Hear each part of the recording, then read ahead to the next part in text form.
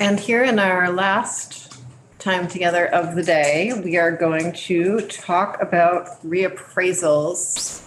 I think last week we started this conversation, and I think a few of us have heard from other members and constituents about some of the constraints that communities are facing with regards to reappraisals, and excited to talk to the League of Cities and Towns and the Tax Department about it. So if you want to join us, Karen, share your thoughts. Sure. Yeah. Thank you so much for having us and for taking on this conversation. What I really want to do is sort of set the table for you, although you've probably already heard all this. But we really feel like the current system for reappraising properties is broken. And the evidence of that is the number of communities that need reappraisals now that are under orders from the Division of Property Valuation and Review, and the lack of anyone to do those reappraisals, which results in some towns needing to refile their annual plan with the Division of Property Valuation Review for 6-7 years before they actually are able to secure a reappraisal of their properties. Right now, it looks like there's 137. Jill will have much better numbers for you of all of this, but 137 municipalities that need to do reappraisals.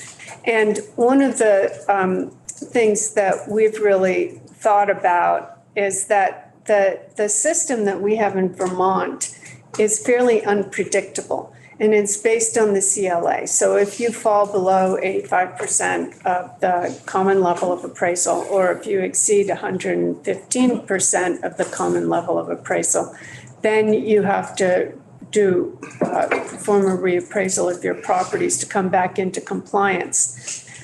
But from one year to the next, it's not really clear how many municipalities in Vermont would need reappraisals and sort of what those reappraisals would look like. There's sort of a more inability to, that's a really bad sentence, sorry, but there's more inability to secure appraisal firms for small communities with fewer parcels than there is for larger communities. And so what we've been thinking about is, could we put towns on a schedule for reappraisal so that, say, every 7 years you would reappraise your properties? 7 is just pulled out of the air, but right now there are about 16 reappraisals done in a year. And so if you do 137, I'm not a math person, you are, but and you'd only do 16 a year, how many years? 8 maybe? 8, yeah. So, and the industry standard seems to be 5, so we're kind of splitting the difference there. Like maybe 7 is the appropriate number of years for Vermont. And also, we think it would be a good idea to provide some encouragement to local governments, particularly smaller communities, to join together to bid out their reappraisal work. And if you put towns on a schedule, sort of in geographic regional clumps, that it would be easier for them to do that. So we've been talking with PVR. We've also talked with VALA at their Vermont Association of Listers and Assessors at their spring meeting, and at their board meeting a couple of weeks ago. And there doesn't seem to be, famous last words, but there doesn't seem to be a lot of resistance to this kind of idea. And I really think it's because clearly the system is broken right now and we're already kind of in a transition. And so this is the time that we could make those changes, and people would be amenable to them.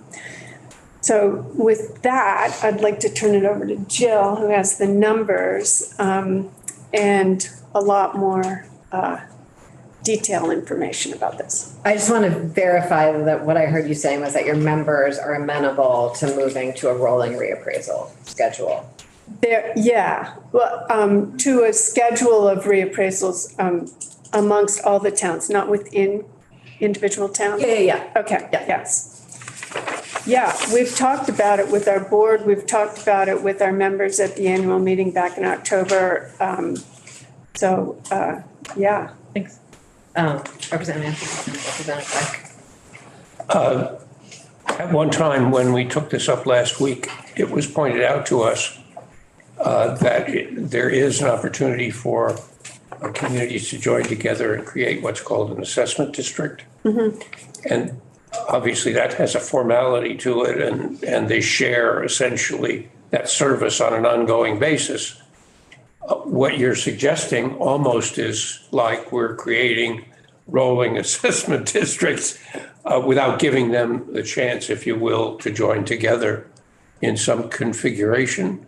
And before you answer, That can you identify yourself for the record? I don't. Oh, sorry, Did that- Karen Horn with the Vermont League of Cities and Towns. Thank you. Actually, I think I've met all of you before, so.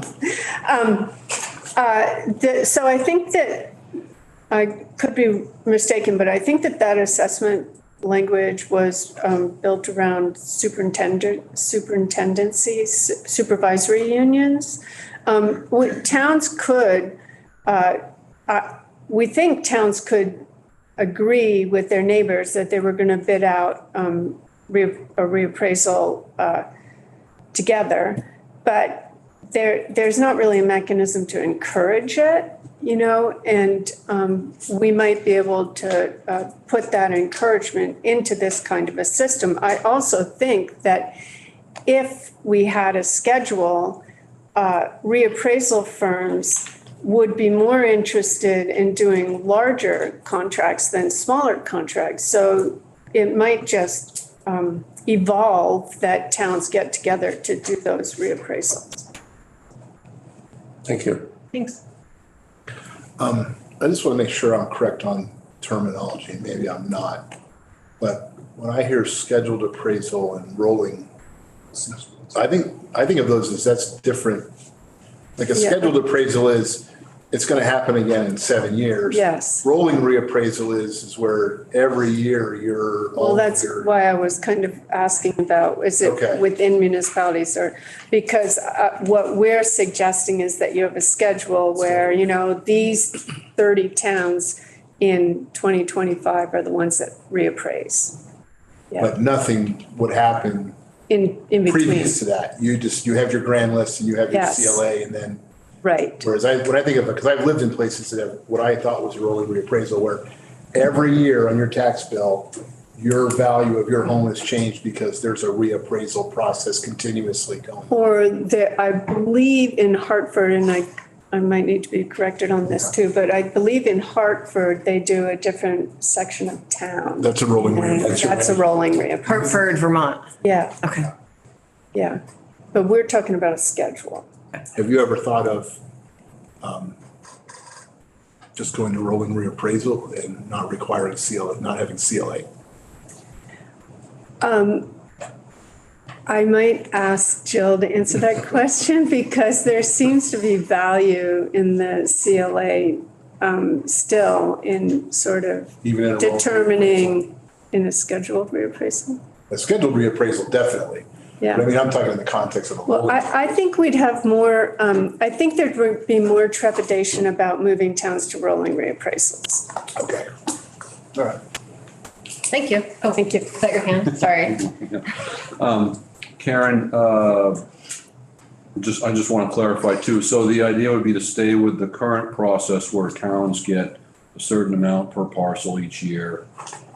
And then they save that up to do their reappraisal. And then every, however many number of years, you've got, depending on the number of years, 30, 40, 50 towns all banding together to do a reappraisal. So, They would collectively no, send that so, out to bid? so the way we're sort of envisioning it, and really, this is just for purposes of opening the conversation.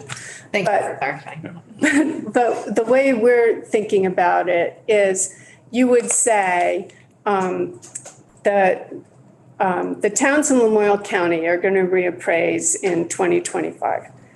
They could join together to bid out their reappraisals, but they wouldn't have to. But we're thinking that the reappraisal firms that would be bidding on those projects would prefer to have groups of towns, because they're all fairly small towns up there.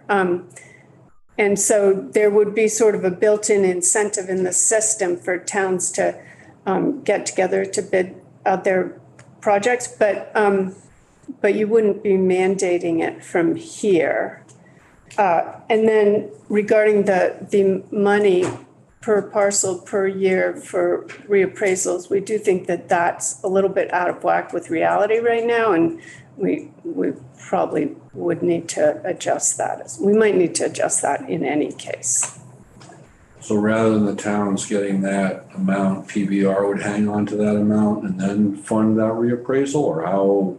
Well, we were thinking that you, in the best of all possible worlds, you would increase the amount per parcel and send those funds to the towns, and the towns would still reserve them for their reappraisals. But I suppose if there was assurance that PBR would pay for those reappraisals, you could leave the money at PBR, but I'm not sure they really want to do that. You have to talk to them. How do you think the towns would feel about that? I mean, would they want to have control over this process? I think they would rather have control, yeah.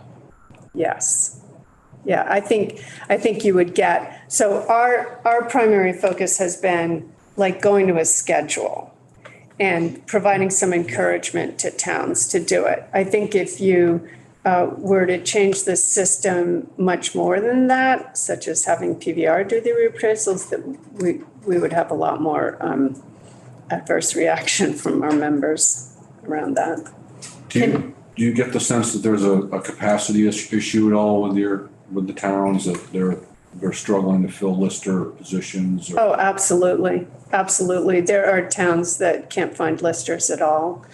And Is part of this unpredictability with reappraisals part of that in your mind? I think it's a hard job being a lister, and is one of the compensated jobs that in most communities to a certain degree, but it's a hard job, telling your neighbors what their property's worth, and you know, people aren't really as kind as maybe they were a few years ago. That you could say that about every volunteer position at the local level. Now we are struggling to find people to serve. Certainly true in my Yeah. Yeah. Given your sort of the town's limited capacity for this and the need for sort of standardizing the schedule, why do the towns want to control the process?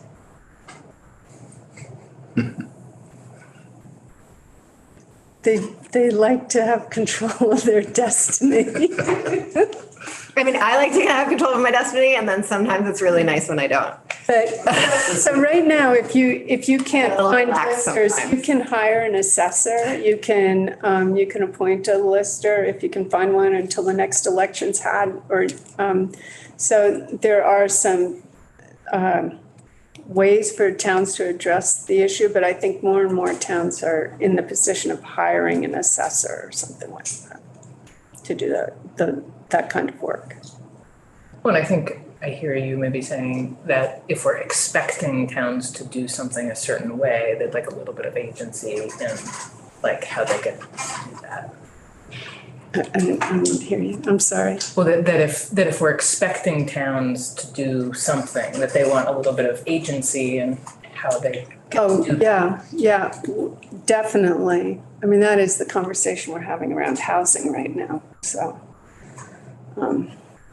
yeah. What I appreciate about this idea of a schedule is that opportunity for multi-town collaboration. It feels like that's something I'm kind of talking about in a lot of different areas, and the more we can help make that easier for communities to do, the idea of helping line up schedules so that people can do more things together. I certainly like that part of this idea. I guess that brings me to my other questions. Do you feel like towns have the capacity to collaborate right now? Because and this is like me wearing collaboration actually takes a lot of resources. It does. It might not be financial resources, they're human resources, but sometimes collaboration takes more human resources than doing something by yourself. Even though on the flip side, Yeah. We think there are some areas of local government where it's easier to collaborate, and then there's some that are quite a bit harder. I would say dispatch right now is on the very hard end, and maybe sharing the grader or the seeder is more on the easy end and happens a lot in different parts of the state. And so it seems that if you were able to line up the communities so that they were grouped sort of, well, by geography, but they don't have to be geographically adjacent, but in similar circumstances, that would make it easier to collaborate on those kinds of issues. And it's not really a hugely complex concept to think about bidding out a contract for reappraisal with 2 or 3 towns. thanks. Thank you. Thank you. Jill, you're up. And everyone. Jill Remick, Property Valuation and Review at Department of Taxes. I did send slides. I like to try to keep my thoughts somewhat organized. So you might have those. I didn't give so much notice. Okay. I just thought it was helpful to kind of put everything in one place to have the big picture when we're talking about reappraisals. There's been a lot of news about it. I was on Vermont Edition on Tuesday. Maybe you heard. Didn't get grilled too badly. Other than I lost my internet right in the middle of it, but it came back on. So I just wanted to sort of provide this group with a big picture. And certainly, moving to a calendar would be a significant improvement over the current methodology. So one of the pieces I thought was really important is just to step back and talk about who pays for reappraisals in Vermont and why. So the statewide education fund obviously is based on the statewide education grand list, and then municipalities also have their municipal grand list. So both entities benefit from the grand list being fair, equitable, and up to date. The legislature has an annual appropriation that our team sends out to towns on a per parcel basis from the general fund that is to be used for reappraisal purposes and grand list maintenance. As I said when I was in recently, the goal is really to have the municipality and the state have an equal stake in the reappraisal and equal investment. So the idea is that it's not expected that per parcel payment would pay fully for an entire reappraisal, but that it would basically be a way to split that. And generally, we're still finding that a reappraisal costs a town about $100 to $115 per parcel in Vermont.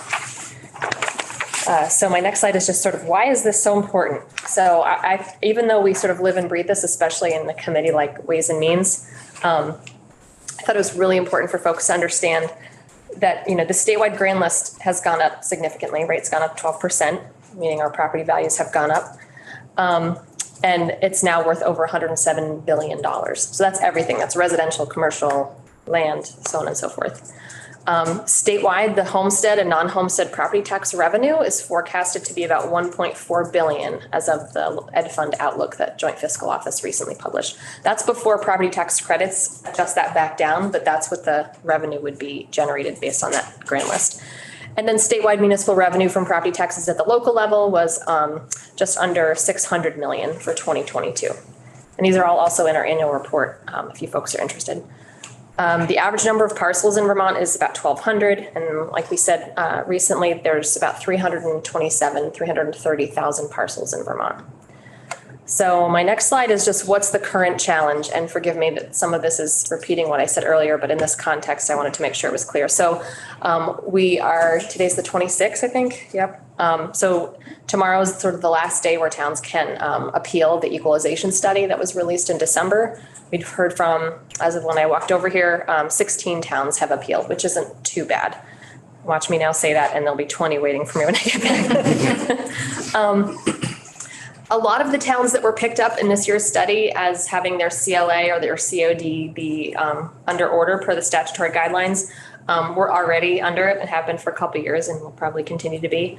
And some of them, 43 of them, or 42 of them rather, already do have a contract in place to do a reappraisal in the next 4 years. So that's a good sign, but that still leaves well over 100 towns that need a reappraisal, have their CODs or their CLA out of whack and don't have a contract yet. Over the past 10 years, we've sort of done a look back that pretty consistently we've done about 16 reappraisals a year. Sometimes it's a little less, sometimes it's a little more, but that's generally the pretty consistent turnaround about how many reappraisals happen in Vermont every year. So at this rate, if we were doing every parcel in the state, it would take us 16 years to do that. It's about 6% each year. And then my next slide is just why are we concerned, right? So not only do we sort of have this high demand for reappraisals in the towns, but a lot of them, frankly, we were already kind of concerned. Well, we were very concerned before COVID because we don't have a time frame for when reappraisals happen. So this is sort of an inevitability that eventually folks are going to come under order. And the whole idea behind the equalization study and calculating the CLA is to have our grand list up to date and reflect fair market value. So when we have 102 of our municipalities out of the 165 that are under order, their reappraisals are 2015. I was just triple checking these numbers again before I came over. There are several towns that haven't done them since before the last real estate wonkiness in 2008, 2009. The sort of national standards from IAAO are about every 4 to 6 years. So they gave, yeah, go ahead. Quick question. Maybe it's not that quick, but just doing the math here, I mean, there are 70 towns that have had a reappraisal within the past 4 years that are going to get an order. What does that tell you on that that number of towns that's that recent has got is out of whack with their CLA? Right. So those I think we would take a harder look at. I mean, certainly they can appeal, and a lot of those are the ones that are coming in, right? There's some that reappraised in 2019. We technically can rescind orders if the CLA goes back out of that sort of those guideposts in following years. The towns that have very recent reappraisals, I think we'd be more inclined to rescind that order, but the ones that are much older than that. Right. What you're saying, correct me if I'm not hearing this right, but what I'm hearing you say is that some of these towns that have had a reappraisal done in the past 4 years may have just, this could be about the sort of COVID real estate bubble. And if that comes back down and their CLAs come back into compliance, then it's treated as an aberration that 1 year or whatever. Yeah, I don't know that that's happened that much. It'll be interesting to see what happens next year and the year after, because the sales study is a 3-year look back. So it's not only designed to be sort of a soft increase, but it'll also be designed to sort of be a soft decrease. So as the market changes over the next 3 years, that's when we'll see what happens there. Okay, yeah. Yeah. Thanks for that clarification. I'd forgotten about the. It just seems to me, Director, that the proposal we just heard is a longer discussion than perhaps trying to figure out a quick fix so the CLA for half the communities doesn't wander in the 80s. And I'm just wondering, this goes back to a question I asked when you were here about triaging in the sense of trying to figure out where the most dire discrepancy lies. That is to say, those folks who are not only out with respect to CLA, but also the coefficient of dispersion. Mm-hmm. And I'm just wondering if the coefficient of dispersion is not too, it doesn't trigger, mm-hmm. then just saying, look, we're going to allow the towns to do what Representative Beck suggested, but on a town-wide basis, namely simply inflate the grand list uniformly to bring the CLA within scope, as long as they're not in bad company in the equity, interproperty equity sense of COD. And that buys you some time to have the longer discussion. I just throw that out. Because otherwise, the citizens are just disturbed about this. I'm not sure whether they don't totally understand that the money they pay may not change. It's just the rate goes down and the CLA Right. changes the grand list. So you kind of do that math for them, as it were. Right. I just throw that out as a quicker fix than a longer discussion of saying, we need towns in the Northeast Kingdom to be 30 of them and in central Vermont to be 3 of them, all to bid together. That's a harder, if you like, a more lengthy debate, I suspect, but. Right. I think it comes down to what is the problem? Is the CLA the problem? The CLA is not the problem, right? The problem is the high demand for housing and the lack of housing stock. And the CLA is actually doing its job, which is to calibrate that tax rate. It's sort of like check engine light came on in my car, so it made me think of if you're due for your oil change, the solution isn't I'll just wait 10,000 more miles to do my oil change, right? So you know, I absolutely understand and respect the sort of like the angst that this has caused, you know, that the CLA is causing. And I, you know, like I said, I'm on a school board, we see it there, you know, there's this, but it is doing its job when it comes to the actual tax rate. So we are really cautious about adjusting things like what the CLA should or shouldn't be, or what the COD should or shouldn't be, because then you're not really addressing the actual issue, which is that our grand list should be up to date and we need houses, but to a longer discussion. Yes. And something that struck me on slide 5, Representative Demrow pointed out sort of the number of towns that had reappraised recently. I was struck by the huge number of towns that had not reappraised recently. And so I guess I'd love to go on to slide 6 and learn a little bit more about reappraisal strategies. Yeah, and my degree is in literature and journalism and writing, not in making slides, so bear with me while my very rudimentary pie chart that I threw together. I did get from the IAAO, which we are members of at PBR, how this is done in other states.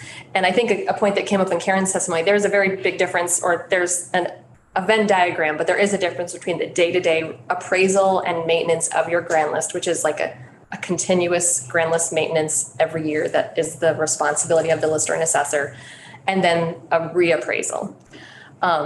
So nationally, the majority of states require a reappraisal at least every 5 years, and actually over half of the ones that do require it, some of them are every year. I think it's important to remember that what a reappraisal looks like. You know, in Vermont, we still are very heavy on like interior inspection and you know, step by step and field work. In a lot of other states, what we saw is they're much more reliant on things like permitting and construction and things like that. But there are generally, states do have some semblance of a schedule. And there were only 3 other states, including Vermont, that don't have a timeline. So just that context I thought would be helpful for this group. And also, I think I mentioned this before, the vast majority, so 40 out of the 50 states that answered this survey carried out appraisal work at the county level, which we sort of knew, right? Vermont doesn't have county government the way a lot of other places do. We do have some, but it doesn't carry out a lot of this functionality.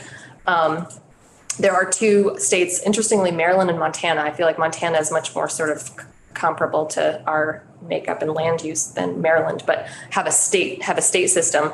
But that's because Vermont is like one of these counties in one of these other states. And no state, even the ones that do it, like the ones that do it by county or districts, has the number of districts responsible for this that Vermont does.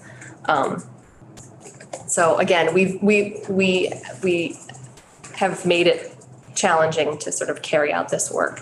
And then I think I sort of already talked about, you know, a lot of other states don't actually require a physical inspection of the property for these, which goes back to kind of the rolling reappraisal, or the other things we can do to maintain the grand list. And then on slide 9, I just thought was, again, to sort of help me refocus, you know, that generally we really do want properties to be appraised on a regular basis, to have them be at fair market value. That we want sort of standard practices. We need to adequately resource the jurisdictions that carry this work out. And then we do want to have assessors and staff with the training and ongoing professional development. So one of PBR's charge is lister education training. There's actually one happening right now at the Capitol Plaza. They're doing data collection, and they've got 40 folks in the room there. So that was my rushing through the sort of groundwork to really point out, I think it's important, right, to focus on what the crisis is and is not, and what is the crisis. The crisis is not the big mean state is coming in with this, because the CLA is scary. And I think, frankly, like knowing that our properties are going up in value is also a good problem to have in some ways, especially if you're trying to sell it, I suppose. But that we really do need to sort of take the time to invest in better grand list maintenance and the value that provides at the state and local level, and having that accurate is really important. And we've really sort of painted ourselves into quite a backlog right now. I'm happy to take any questions or. Is this the after lunch coma? Sorry, you're last of the day. Yeah, Representative Beck. Question is kind of a related thing, but how can the CLA and the grand lists and communities, and you have the residential side of the grand list and a commercial side of the grand list, but one CLA number, how concerned is PVR with that potential, for a CLA applying to a group of that really would have a totally different CLA if they were on their own? Mm-hmm. Do you guys lose sleep over that, or? I mean, we do calculate it by category for the study. So we Yeah. do give towns that information, and we do that calculation. And that's certainly something that we talk to the towns about. I think that would be an example of there might be winners and losers. And I think that's when it would become pretty stark, right? The CLAs in a lot of these towns, if you were just looking at the residential, would be even more extreme, because that's where the Yeah. value is happening. Right. So, but yeah, we do calculate that and report that to the towns. Yeah. In regards to Peter's suggestion that we, can't remember how I phrased it, but how you phrased it. But not so much do a reappraisal, but rely on some sort of data, I guess is what you're saying. On the one hand, it's a nifty idea. On the other hand, I'd be concerned that if, as you're probably would in your shop, if some properties, some residences are wildly increasing in price and others are unchanged, and how would a statistical analysis play fair across, the whole town? I mean, I can think of in my towns, for example, there's certain properties that are pretty much unchanged, out of the way after a couple of decades, and they may have increased in value somewhat, but proportional to the really fancy jobs, I think it may actually be very, very different, not commensurate at all. And so I'm unsure. Peter frequently comes up with very nice ideas, and I admire him. I have questions about this one. Representative Anthony. I'm curious, Jill, when you think about the trainings that you're doing with assessors and how sort of the ad hoc basis we've been doing this on to some degree up until now, and what you see as sort of the value to the state, particularly like the value to the education fund, but also the value to like the cause of equity in the state of bringing this conversation in a little bit and standardizing more. Yeah, I think we would welcome that conversation for sure. And like I said, the more we sort of dig into how other states do it and sort of see the corner we've painted ourselves into, I really think we need to do something different. We're sort of crumbling under this current setup. And if we don't make a change, we're just going to keep being behind and losing more folks who want to do this work. And what I've also, since I was last in here, we're having a lot of towns say, well, can I just do it myself? Can I just do it myself? Can I just do a statistical? Can I just do my own? Right. And we kind of knew that would happen. And there might be some towns that have a professional assessor who would be qualified to do that, but that would be quite an outlier. So we don't want to sort of continue to consolidate, bad data, looking at bad data, looking at bad data, looking at bad data, and sort of perpetuate that. And then the other piece that we're hearing a lot of folks say is the individuals who are like professionally qualified assessors and appraisers, and I have gotten some inquiries, they might also decide to do one of these shared assessor models, and then they wouldn't be doing reappraisals anymore. So, right, we're taking from the same like pot of individuals who know how to do this work. Not that this is something we can solve here, but it's like a compounded problem, because we also aren't even, there's towns that can't find anyone to even be the lister. And there's good sized Vermont towns that are advertising for a municipal employee assessor position, which is like qualified with benefits. They can't find folks to do this. So we all got into the wrong career, I guess. Yeah. I was just gonna make an observation more than a question, which is that if we did allow towns to handle their own assessments, I think it would go counter to our desire to have an equitable system. And you have your neighbor, whether you get along with them or not. I think there's certainly a lot of risk to the Ed Fund of doing that. Because there's sort of different incentives for different communities to assess. And I've seen sort of two extreme examples this week. So under 32 VSA 5412, the legislature has appropriated money that if a town has defended a value to the greatest extent it can, they can at least get their education fund liability reimbursed, because right now they're sort of on the hook to pay that taxpayer back for that. We had a multi-digit, multi-million-dollar hydro dam appeal, and it was tens of millions of dollars less that town. Right, and so you have a lister in Barnet who's responsible for that level of and also for assessing their neighbor's property. You know, it's really challenging right now. Yeah, Representative. Yeah, so I mean, I think I hear you saying that the pandemic and all the things that have happened after have highlighted what maybe was a not ideal system all along, and that it's not this housing crisis problem, but it exposed the vulnerability in our system. And I mean, I'm all for Vermont exceptionalism, but it certainly strikes me, given the data that you're reporting, that like, we're not doing this the way that most places do. And so, welcome opportunity to continue this conversation and find ways to be doing it better and more maybe in line with how others are doing it. And a reappraisal in an individual town is a lot of work, right? Like, so you kind of, what we find is, right, like the town clerk gets pulled in to help, and the delinquent tax collector gets, like, everyone, it's kind of all hands on deck, and it's a pretty intense process on top of all the other regular grand list maintenance work that has to be done. So yeah, if we can help, we want to help. Thank you. Thank you very much. I really appreciate it. Yeah, and I think we're probably going to talk about this more soon. Okay. Yeah. Be back. Okay. We are on the floor at 3, and then we all have an ethics training on the floor, and then we will be back in this room together.